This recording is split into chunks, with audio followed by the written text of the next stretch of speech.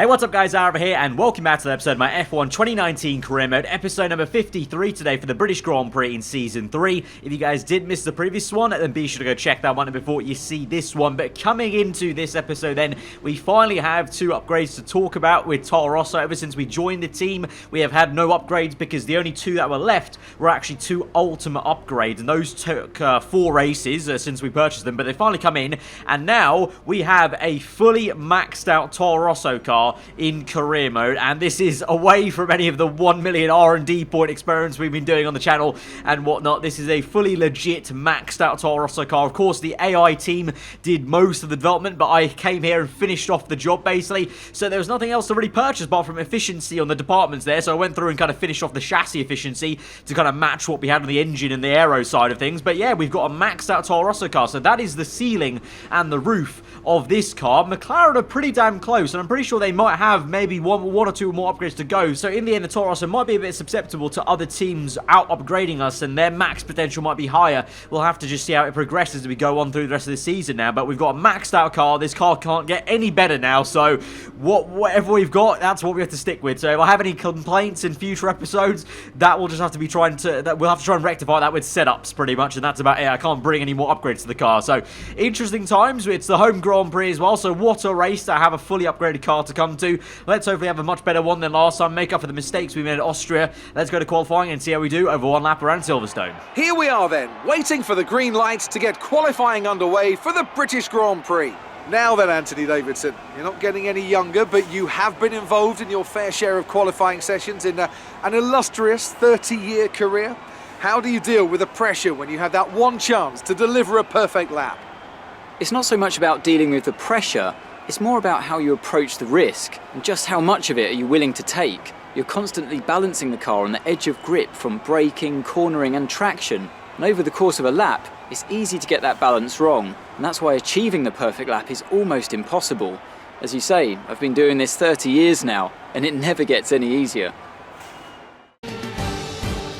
So we're met with a very gloomy Silverstone circuit, then overcast conditions in Q1, and there might be some rain, surprise, surprise, on the way later on. So a little bit like Austria we had last episode, the rain coming in the later stages of Saturday, but we get through into Q2, no issue there. The car looking quick and feeling quick there with P1 and P3, but as we go into Q2, the rain is coming down a little bit earlier than it did in Austria last episode. The rain's already coming down. You can see the droplets on your screen. The grip is still somewhat there. I mean, it's not intermediates for sure, but it's a little bit slippery out there. You can see as I go through the last corner, the McLaren up my chuff there is, I think, on a flying lap as well with me, so he's going to have to try and maybe try again and get some clean air because he's going to be stuck behind me the entire lap there. As we go through in the last sector, you can see the car just doesn't want to bite in on the front end there and just lacks a little bit of that final bit of grip, and I'm very tentative on the brakes. We lock up on the front left and go very fishy on the rear end there through the last few corners, just trying to get it through and skate across the line there. Bit of a drift across the line going wide, and it's P10, and we will just about, by the skin of our teeth, make it through. Thank the Lord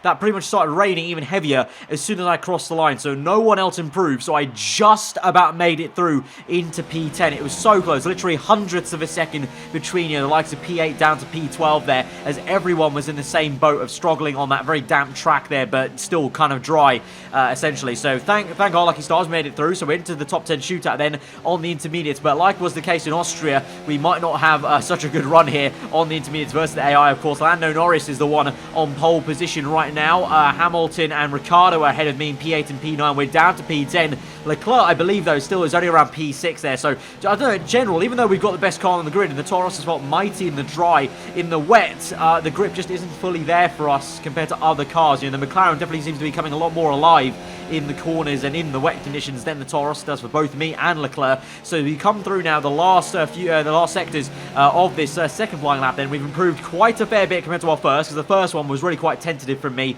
as a bit of a banker lap here, and so in the second run we're improving quite a fair bit. Norris is still on provisional pole though as we go through the last corner, then across the line, drifting through and spinning it across the line. It'll be P8 in the end only. Leclerc though matches us there in P7, so like I said, that's where the car seems to be in the wet there, because you've got both of us there in a bit of a Noah's Ark situation with the Ferrari cars right there. But I mean, look at the final results there. Lewis Hamilton came out of nowhere at the end there to set a flying lap for the pole position time. Then Lando Norris second, Valtteri Bottas third. So the Mercedes car maybe very piss poor in the dry this season, but looks like it's come alive in the wet, so we'll see how it goes for tomorrow. I believe it should be all dry tomorrow, so they might fall backwards, and obviously our job along with Leclerc will be trying to go forwards as much as we can, and hopefully we'll be able to try and get the jump on Leclerc rather than lose out to him like we did in Austria last episode. So let's go to the grid and see how this race shakes up. We're right back where it all began. The very first World Championship Grand Prix was held here at Silverstone in 1950, with Giuseppe Farina taking the top step of an all-Alfa Romeo podium. He earned 9 championship points that day on his way to the inaugural title. His winning total at the season's end, just 30 points. My, how times have changed. So let's see who can reach the top step of the modern podium today. The 3.6 miles of the Silverstone circuit in Great Britain is hallowed ground to the Formula One faithful. We have 18 corners that wrap around this former World War II airbase and some good passing opportunities at the end of the DRS zones. Joining us today to oversee all the thrills and spills, it's Anthony Davidson. And great to see you.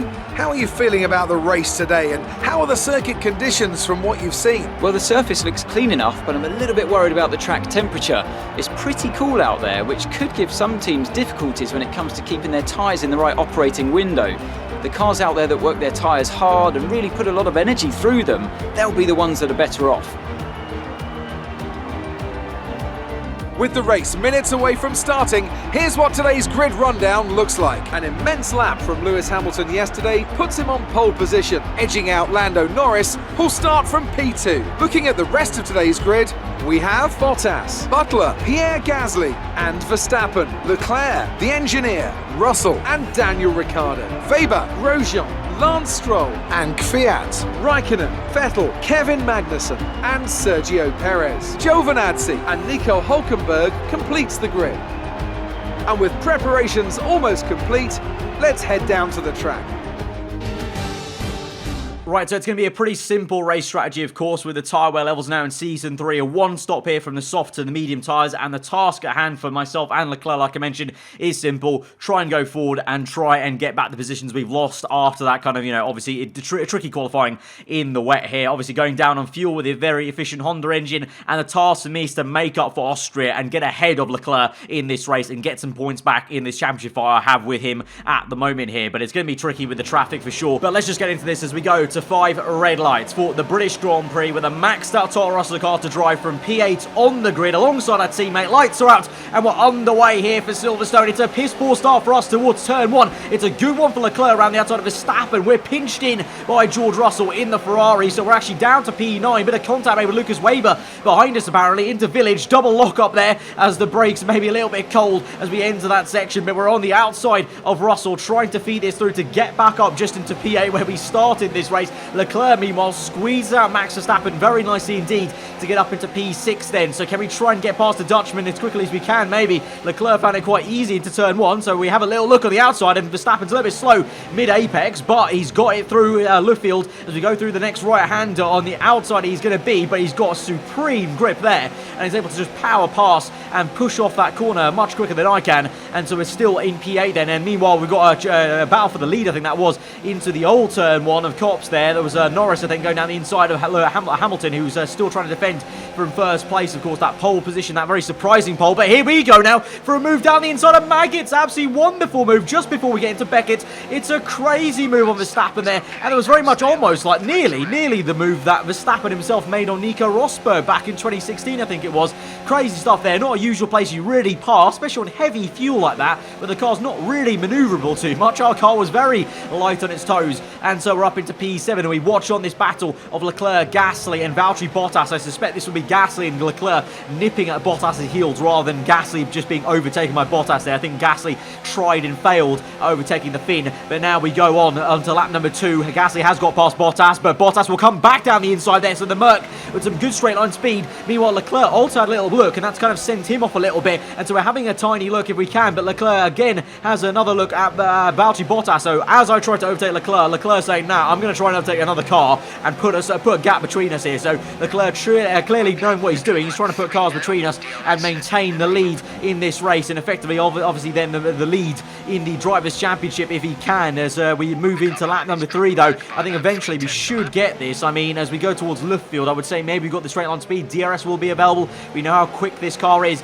with DRS open, but I think maybe what's going to happen is we get a bit of a tank slapper there, and the rear end twitches away, and Verstappen is closer to me than I am to Leclerc. Yeah, I was about to say Leclerc will probably power past Bottas before I can get to him. And so as we go in to Luffield, then next right-hander that is, we're going to try and size up the move on Bottas. These two are still side by side, so trying to get a good line there, get the power down very early indeed compared to Bottas, and we shoot past him on the right-hand side there. So in a way, Leclerc kind of helped me out there because he slowed Bottas down so much by going side by side for the entire section there. But alas, we're still not anywhere near having a little sniff at overtaking our teammate. As we move on now to lap number 4, the back straight towards Stowe. DRS open for Leclerc and Hamilton as well, but that's not going to matter for us. We're going to have the power to go down the inside of Hamilton. Leclerc with a big lock up there. We're side by side on the exit with Hamilton. We squeeze him out very aggressively indeed, and so we're up into P5. So like I said, when I saw those Q3 results after qualifying, the Mercedes car just quicker in the wet, but in the dry, that's the true pace there. As we now move on later into this Grand Prix, this is Devin Butler down the inside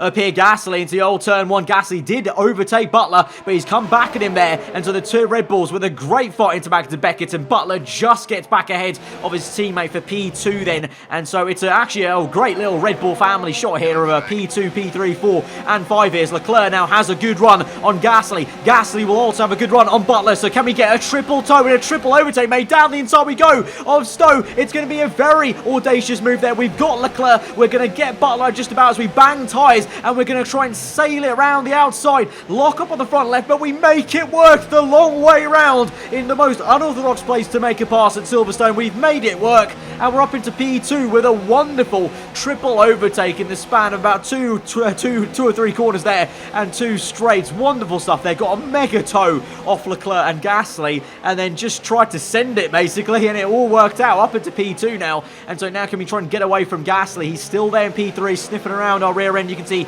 in the mirror on the left hand side. It's going to try and very aggressively break the slipstream here by moving very audaciously to the left hand side, and you can see there Leclerc has a bit of a go on the outside of Gasly. So the hope is that Leclerc can get Gasly, he can get up into P3, but then I can try and walk away in P2 and try and chase after Norris. And there you can see a mistake there from Pierre Gasly, locked up into that left-hander, and so Leclerc tries to go the long way round, and he's made it work as he shoots the throttle around the outside and gets it done. Wonderful passer from Leclerc, very Verstappen-esque as it were from early on in the Grand Prix, just able to feather the throttle and then squirt it when he needed to on the exit and gets up into P3. So it's a Toro Rosso 2-3, it's a Red Bull 4-5 now, and Lando Norris is the man out in the lead at the moment. So it's a Britain 1-2 here, so I'm sure all the Brexit folk will be very happy with the race result as it stands right now. But we're going to try and swap around and be the lead Brit if we can, but we've got a fair few seconds to catch up. We move on to lap number 10, setting a PB here. Norris though still with fast after Grand Prix,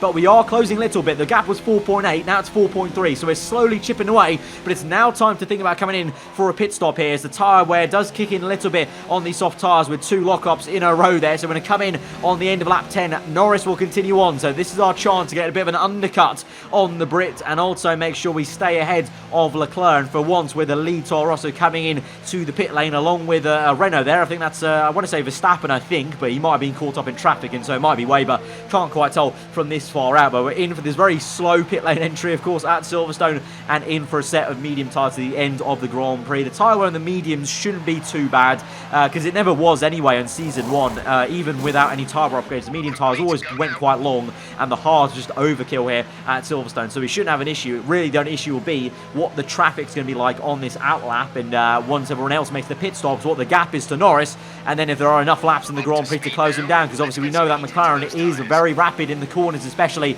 and so I think this will be a bit of a harder job than you might imagine to try and close down Lando Norris here for the race lead. So it's easier said than done, but first and foremost we have to get through this outlap then and try and overtake Ricciardo using the DRS, and this will speed up our outlap actually a little bit as we gain so much time in a straight line. Every time we have DRS, this car literally picks up so much extra. So I don't know if it actually is any faster, or obviously maybe a few miles per hour, but it literally feels like we're driving like ×3 speed sometimes when we catch up to other cars there in the DRS. It's actually crazy. So we now go through onto lap number 12. Leclerc will be in, I believe, on the top left there. He is. His name tag will pop down below ours. and so up into P7, he'll be down to P8 then, and eventually as we move through to lap number 13, set a personal best lap time there, and into turn 1 we go. Lando Norris is through into first place once more as he's in the village section already. He's still got the fast lap of the Grand Prix, so we still have potential, and we're still not using all the tyre wear we've got on these medium tyres, so there's still maybe some purple laps to come for us. But now from lap 13 to the end of the Grand Prix, we're literally halfway through this GP now, exactly half. We've now got 13 laps to go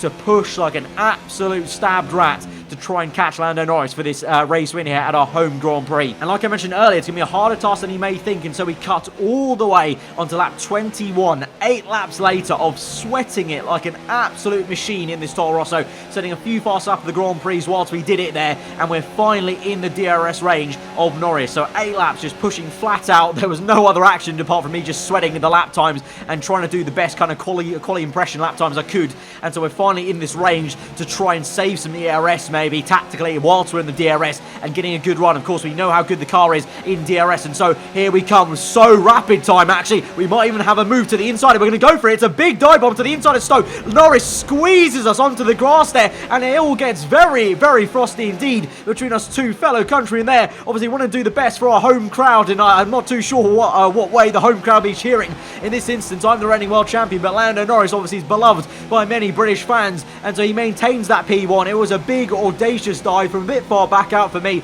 on lap 22 there, but I had to try it out, but instead it's not going to work. So instead, can I line up a move on the next lap? Lap 23 now, through Le Field, trying to just have a bit of a sniff on the outside, let Lando Norris know we're there on the left-hand side. A few screen freezes as well, so my apologies. I don't know why the game suddenly is starting to screen freeze for me a little bit during recording here after 3 months of the game being out, but there we go. As we now move through Cops and now towards Magda Beckett. Again, this will be a good point to try and save some ERS. You can see in medium there, up to high though, as we try and get a bit of speed through, and now we'll have overtake mode and hot lap mode obviously on the exit to try and use, and rich mix as well as DRS. So 3 ways to attack here. I'm going to use and deploy all of them. We fake to the left, go to the right there, bit aggressive with the movement, tire on the grass for a little moment there, but into Stowe we get it. We're up into first place then. So after 8 laps of just pushing so hard and then about 4 laps of pressurizing, we finally get the job done. It's been a really long-winded attempt to get into first place here. A lot of concentration needed there, which is very easy to lose in a career mode race where basically you've got no other cars around you and you're not fighting anyone. At least for me, I definitely lose concentration very quickly when I've not got any cars to try and aim for. So just trying to race to delta times and lap times is very difficult to try and catch up to Norris, but we've done it today. We've done the job, and we're going to come through now the final few corners, and it's going to be a very sweet victory at the home GP, at the British Grand Prix in our Toro Rosso car. Absolutely awesome race for us. Absolutely fantastic. It's a brilliant result. Well done.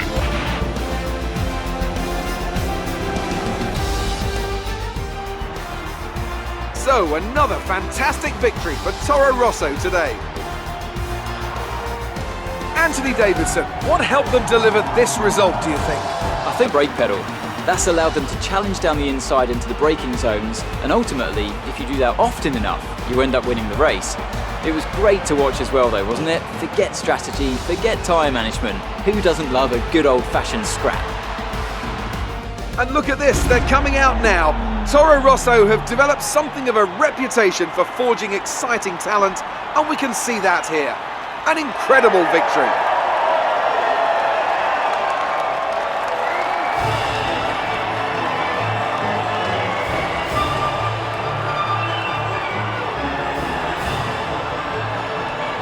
So it's a perfect race for us then. Their first place at the home Grand Prix. We don't get the fast lap of the Grand Prix actually. Norris actually got that because Norris was pushing so hard on that last lap there. You saw he was quite near to me on that last lap as we crossed the line. He actually set the fastest lap of the Grand Prix on that last lap there. So fair play. He was very much keeping me honest even after I overtook him. Obviously, like I said, it took so much might and force to try and catch him there because there was about 5 seconds, and that McLaren is so good now and so equalised to this Toro Rosso. It was a very tough one to get done, but we did it, and we're up into first place of the championship now after retaking the lead and making up for that mistake we had at Austria. Of course, in the constructors, remain in first place by some way. McLaren though get back up into second place ahead of Renault after that strong finish for Lando Norris there, and Leclerc still finished pretty good to be fair in third place. So all round a good race for the team, but for me personally, that's exactly what we need to make up for Austria there. So it's another back-to-back victory for the Toro Rosso boys, but it's all very, very close. We get towards nearly halfway through this season there, it is super, super close, as Leclerc and myself are just so consistent, it would appear,